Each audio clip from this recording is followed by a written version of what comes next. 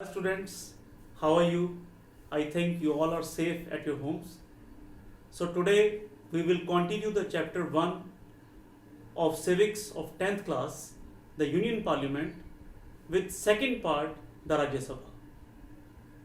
Firstly we discuss the term. The Rajya Sabha is a permanent body. It cannot be dissolved. The term of house for its members is 6 years. 1/3 of its members retire after every second year. So this one is the term of Rajya Sabha. Now the composition. The Rajya Sabha consists of not more than 250 members, out of which 238 are elected and remaining 12 are nominated by the President of India. I repeat the composition again. The Rajya Sabha consists not more than 250 members, out of which 238 are elected and remaining 12 are nominated by the President of India. Now next one, the procedure of election for the membership. The members of the Rajya Sabha are elected by the state assemblies with a system of proportional representation by means of single transferable vote. Now qualifications for the membership of the Rajya Sabha. A candidate for election of the Rajya Sabha must be the citizen of India. This one is very first one, same as Lok Sabha. Not less than 30 years of age. Not holding any office of profit under the government.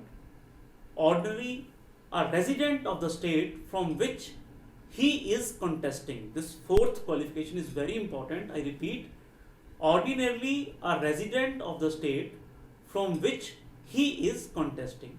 So these are the different qualifications for the membership of the Rajya Sabha. Now the special powers of the Rajya Sabha. First one, the Rajya Sabha can declare any subject in the state list as a subject of national interest, empowering the parliament to legislate. This one is first.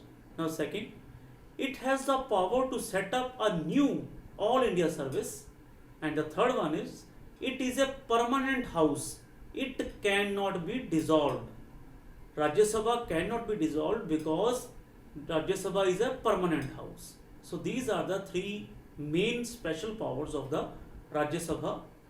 Now next one is the powers and functions of the parliament. Now we discuss about the powers and functions of the parliament. Parliament means the Lok Sabha and the Rajya Sabha.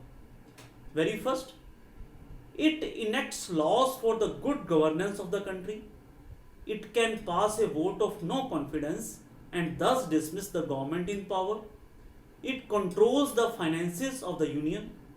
The members of parliament can move adjournment motion and thus criticize. Very fourth one is very important, I repeat.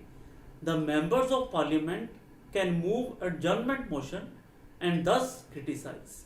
So these are some special powers.